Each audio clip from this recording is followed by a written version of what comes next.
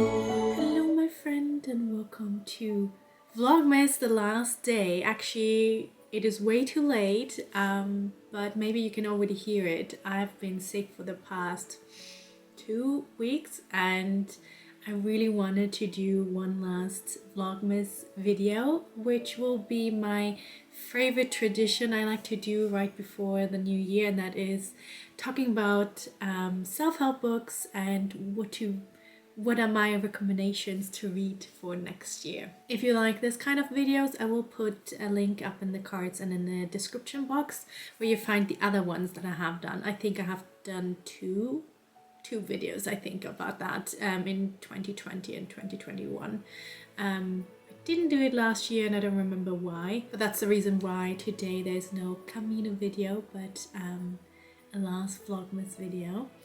And as you can see, I'm wearing my Norwegian sweater that I got from my host family last year, and it's so perfect because we're gonna go for a walk later and I'm still sick, so it's a bit difficult to find the right clothes because I can't wear too much because then I sweat a lot, but I also can't wear too little because then I get very cold and maybe my cold gets even worse, and yeah.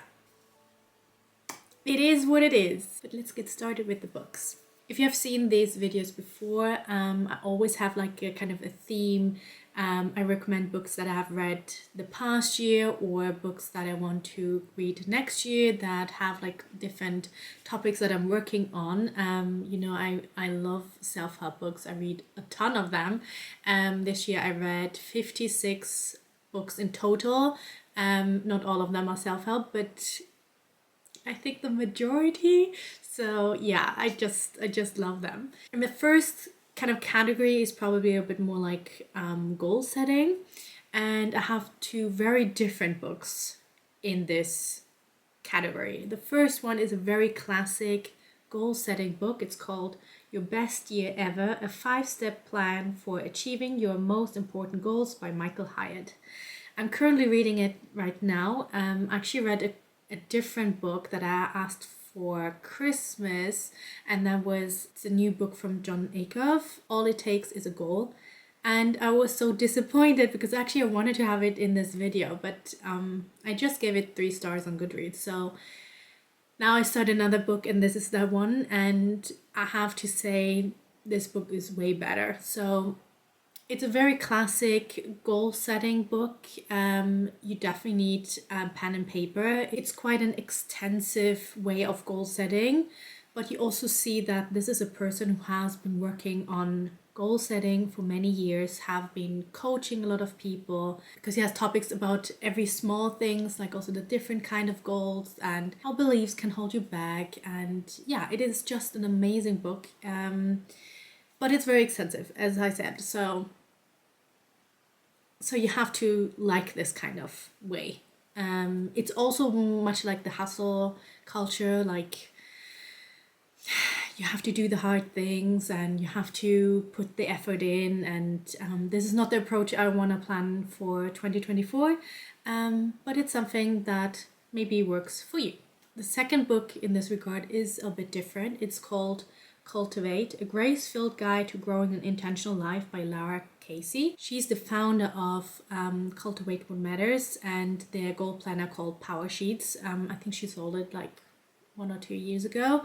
And I have to say the book is a Christian book, so just keep that in mind. But I really like the idea of taking things slow. She's using a lot of concepts of gardening and planting your seeds and cultivating them and let them grow through the dirt. And I personally related more to this kind of goal setting. Next category is habits. I'm planning on working a lot on small habits in 2024, and all these 3 books are kind of like about the same topic. This is Tiny Habits by BJ Fogg, Mini Habits by Stephen Gaze, or guys, who knows, Small Move, Big Change, Using Micro Solutions to Transform Your Life Permanently by Caroline Arnold. So all of these books are about having very small habits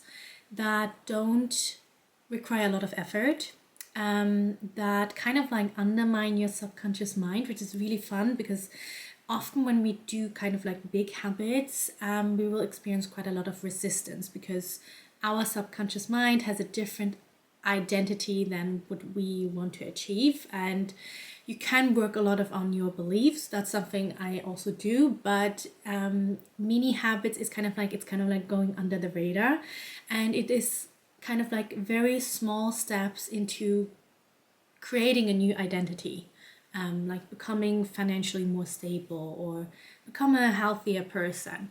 And all of these books will help you if you want to go this road. I would say Tiny Habits is the most scientific book out of the three, and he has like his own 5-day Tiny Habits challenges where a lot of people go through and do them, and that's why he also has a lot of data, what is working, what is not working, and I think it is a really great book. Mini Habits, and he also has another book that's called Mini Habits for Weight Loss, is amazing for a lot of examples. It is a very easy read.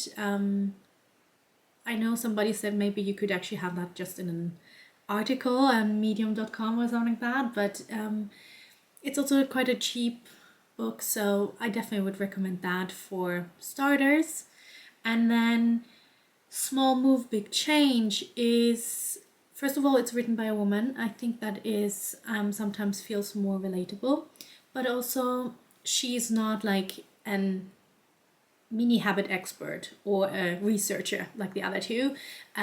She worked in tech in a company and struggled with small things like the 450 calorie cookies in the meeting room, or not finding her information here and there, and then finding micro solutions to change that and then building up on that. And she has like a lot of stories from personal life and from others, and because of that I feel like it's a bit more a compelling book to read and very inspirational. Now we have a category that is a bit more about doing the work on yourself, healing trauma. The first one is How to Do the Work, Recognize Your Patterns, Heal from Your Past, and Create Yourself by Nicole LePera. She also has a really great podcast where they go through every chapter. That's how I actually started, and then reading the book. And I think it is an absolutely great book. Really talking about very different things like boundaries and interdependence and enmeshment, and how to learn to express your needs, learning where it's more appropriate to have no contact with somebody. And she has like a lot of exercises in it. This is a great book to start your healing process, especially if you have childhood trauma. And then the second book is Attachment Theory, A Guide to Strengthening the Relationships in Your Life by Thais Gibson. Thais Gibson has the personal development school where I'm studying, and I think she's doing an amazing job in all of the topic of attachment theory, but also beyond that.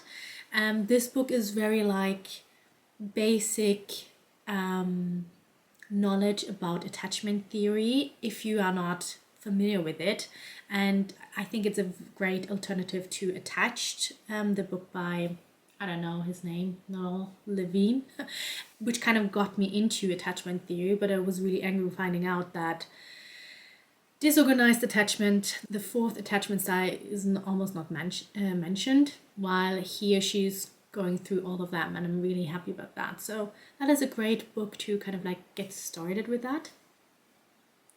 And then there's a book I haven't read, but I think I will do next year. When the Past is Present, Healing the Emotional Wounds That Sabotage Your Relationships by David Richo.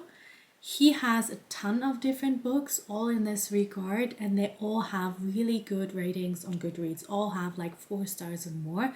And that says to me, and I also read it several times where people recommended it, so I definitely think this is a good author to read because he has different topics like triggers and sabotaging and relationships.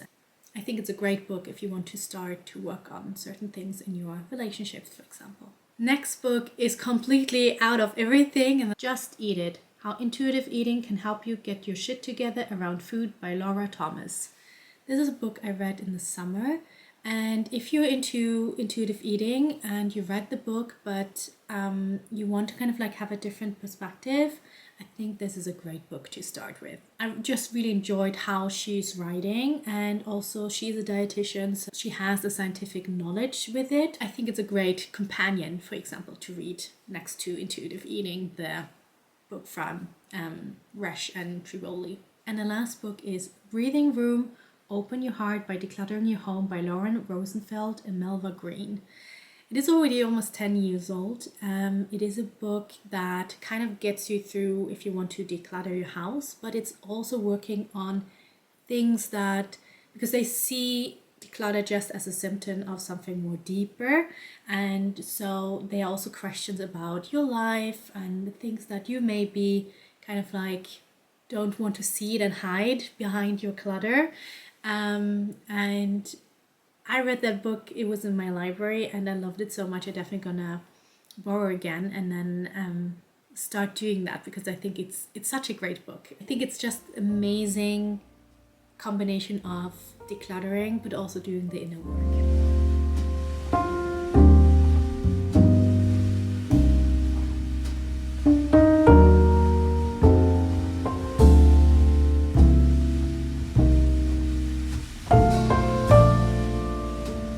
Suddenly it got really dark. I just want to say thank you for every one of you who have been watching my videos the past, well, actually we are now in our 4th year that I'm doing YouTube.